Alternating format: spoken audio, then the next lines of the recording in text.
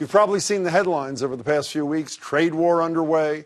Trump digs in on tariffs. And when Thomas Frank was with us a few weeks ago, he noted these issues were raised in virtually every one of candidate Trump's campaign speeches. We as a country are being ripped off. We are being ripped off by virtually every single country in the world. We're going to take our jobs back. We're bringing our manufacturing back. If we don't get the deal we want, we'll leave NAFTA and start over again, and we will make much better trade deals. But how does a trade war affect me? Joining me with our promised tariffs for dummies, including me, is Axios business editor Dan Primack. Dan, good to see you. Don't let me down, okay? No problem. Okay, so this long-term obsession that I just mentioned a minute ago, it is not without merit, correct? It's not without merit. So, for example, with China, there's lots of talks about IP theft. Basically, U.S. companies are getting their technology stolen.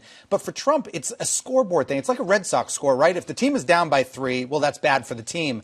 Trump views it, so long as we have a trade deficit, it's bad for us, which isn't necessarily true, but it's how he views it. So what exactly did he do on the tariff front? What did he initiate? He's done 3 big things. First, he's trying to renegotiate NAFTA, either with both Mexico and Canada, or independently. Second, he put big tariffs on steel and aluminum imports for a lot of countries, including China, including Mexico, including Canada. And then the last thing is he's basically started a trade war with China, which is tariffs on all sorts of products, hundreds of them. And how have they responded? How have the whole spectrum of countries you just mentioned responded and directed at what industries? On the steel and aluminum ones, we've basically gotten reciprocal tariffs on steel and aluminum. So, for example, the EU, the European Union, did it, which is why Harley-Davidson is moving some of its manufacturing to the EU, specifically for motorcycles that are going to get bought in France and Germany. China has done the same thing, basically even reciprocal tariffs back. We put $100 billion on them, they put $100 billion on us. Trump has threatened to do another $200 billion, and we haven't seen that yet. And some of the press I've seen has said that China in particular was very careful to target industries and geographies that were most critical to the Trump election victory. Is that true? Give me a couple examples. Okay, soybeans, which obviously is hitting at the bread belt. Bourbon, which is hitting at Kentucky. Lobster, which is hitting at Maine. It hits us too in Massachusetts, but it hits Maine. So have we seen any direct impact yet, meaning consumers? Have we seen an impact? Not yet. It's a little too early. We've seen a little bit. There's some increased prices on certain things, even some automobiles, but it's a little bit early. But it will come. It's one of those things that it's not just direct products. It's sometimes supply chains, right? So you get a part for a U.S. manufacturer gets a part from China. It takes a little while to hit us. So if we don't, assuming it does, and nothing changes in this trend that we're seeing, how much more might a car cost in the United States? Oh, we could be talking thousands and thousands. Thousands and Absolutely. thousands of dollars. Well, you're talking about more money on steel. How about some of those? Think of your car basically now runs on a computer. That's kind of the real big part of the car. A lot of that stuff's coming from China. It's coming from Japan. So since it is the economy, stupid, and not only has Trump been trumpeting it, and I don't mean that as a pun, but the Republicans are sort of hanging their hat on that vis-a-vis combating the so-called blue wave. One economist I read this morning said it's no big deal in a $20 trillion economy.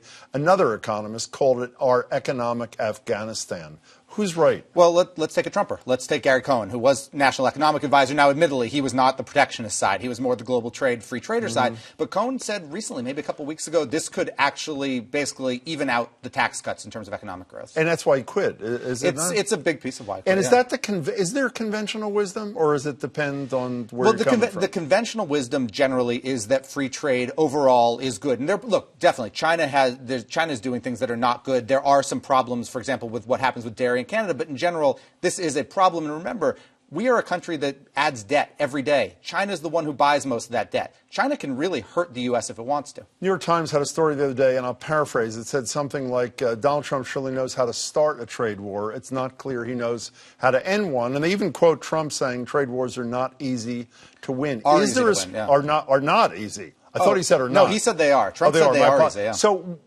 how... What's the winning thing? What is the game plan? That's is there the an real end game? concern. I don't think so. That's the real concern. No one can quite see the exit ramp, particularly when you have two leaders who care as much about looking strong as actually being strong, one of whom doesn't need to be reelected, the other one who would never consider backing off. Republicans will be an interesting thing, though, because a lot of Republicans, at least kind of movement conservative types, hate this stuff. We'll see how they run for reelection, particularly if it hits in those areas. So last thing is, I promised this was everything you wanted to know but were afraid to ask. Anything I should have asked and didn't?